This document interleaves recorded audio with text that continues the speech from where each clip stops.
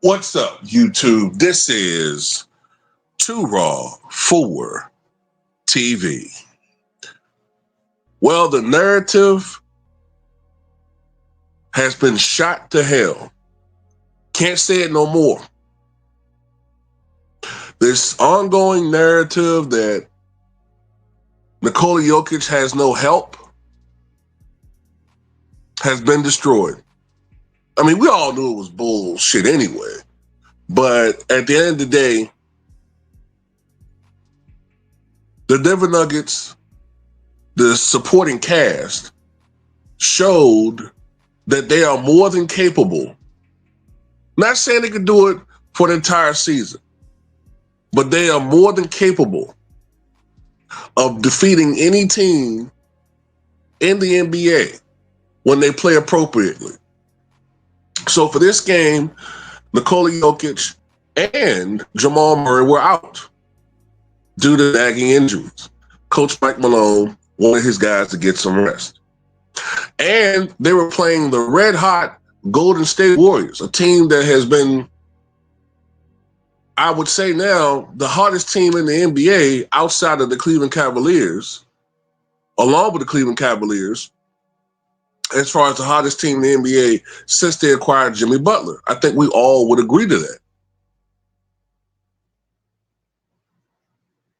Well, without Nikola Jokic, without Jamal Murray, they defeated the Golden State Warriors 114-105. And they retained the third spot in the West. Statistically, when it comes to wins and losses, they're tied with the Houston Rockets.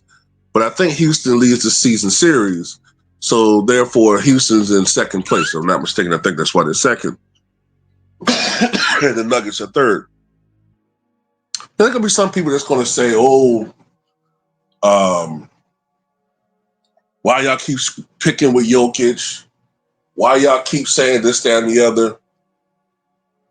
Right? But somehow these guys never see the Shea slander. These guys are always quick to run and defend Jokic, but they never see the Shea slander. And I'm going to tell you something. I keep it a buck. I never thought Shaquille O'Neal is a top 5 center because he did play against weak competition after 2000. I point that out time and time again. So I think that keeps him out of the top 5, and he's a little bit out of my top 10. He's like number 11 or something. So I keep it a buck. When I'm talking about from a historical perspective, no, I don't think Jokic is a top 5 center, or I'm sorry. In that instance, you're asking me to put Jokic ahead of guys who mop the floor with him when it comes to the defensive side of the ball. All the all-time great centers, when you look at their productivity, right? And when you look at their defensive ability, even guys like lower tier guys, I was just talking about this with Victor Lyons, even guys like Jack Sikma were at least average defensively.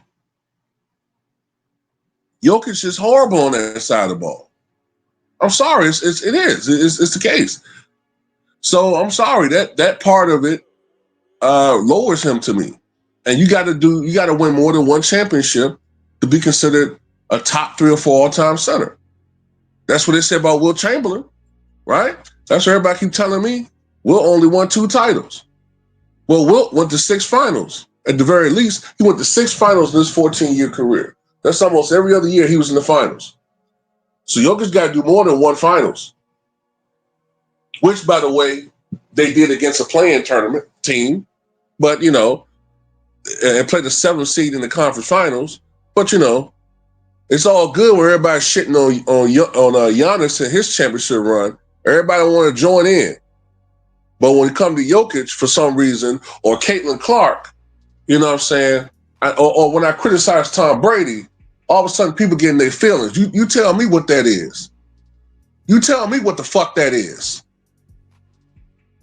But anyway, Russell Westbrook 203rd career triple-double, 12 points, 12 rebounds, 16 assists. He did commit 7 turnovers. That's horrible, Russ. Horrible. Aaron Gordon, 38 points, which I believe was a season high for him. 14 of 23 from the floor, 4 of 6 from three-point range, 6 rebounds. But I believe that he committed 7 turnovers as well. So the turnover bug was just disgusting last night. Michael Porter Jr., 21 points, and I believe he had 5 assists for the Denver Nuggets. And Steph Curry, the greatest shooter the game has ever seen, was held to 6 of 21 shooting and only 4 of 14 from three-point range. And he committed 7 turnovers. So, great victory for the Denver Nuggets. And like I said, this ain't saying that they better team without Jokic. That's absurd. But we got to calm down with this Jokic ain't got no help bullshit. Calm down with that. It's not true. It's never been true. And also, I heard Kendrick Perkins say something that was ridiculous last night. He said that Jamal Murray has been inconsistent this year. He started off the year struggling, but Jamal Murray over the past probably 2 months has been playing very well. And let's not forget he struggles with injuries. He's averaging a career high, last time I checked, 21.5 points per game. He's shooting 47+% from the floor, which is great for a jump shooter. He's shooting around 40% from three-point range. He gives you 89% charity stripe clip.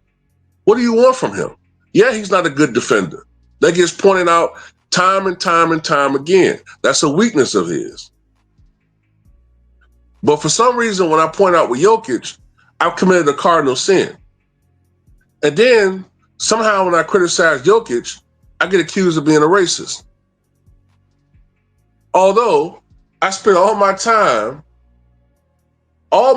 defending the legacy of guys like Rick Barry, Bill Sharman, Bob Cousy, Bob Pettit, Paul Arizin.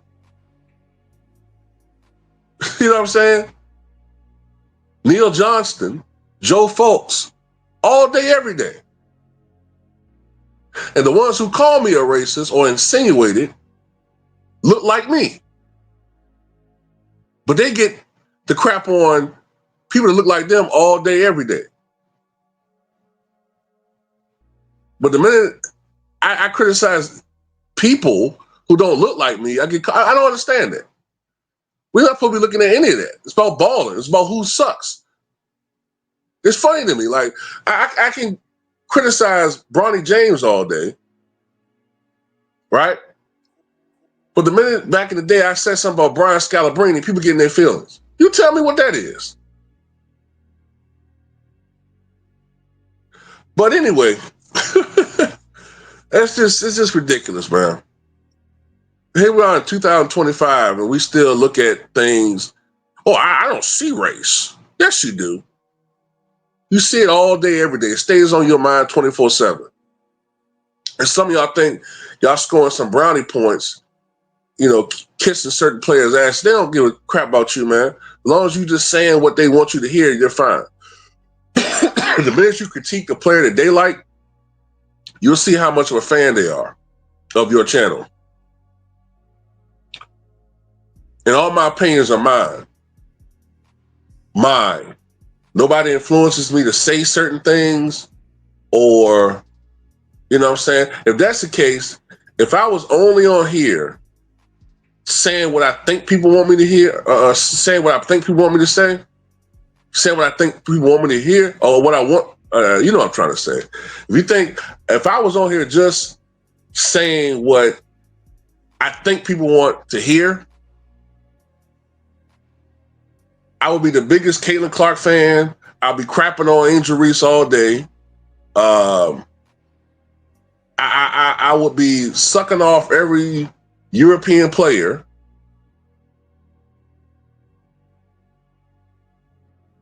And just follow what the algorithm is showing. You know what I'm saying? Whatever is hitting with the algorithm, that's what I be doing. That's what a lot of people are doing here any goddamn way. But anyway, shout out to the second unit and the supporting cast of the Denver Nuggets doing their thing. And I had to get it off my chest at the end because I'm tired of people on here sneak dissing. You know what I'm saying? If you're gonna talk about me, just say it. Don't hint around it. Just say my name so I can throttle your motherfucking ass.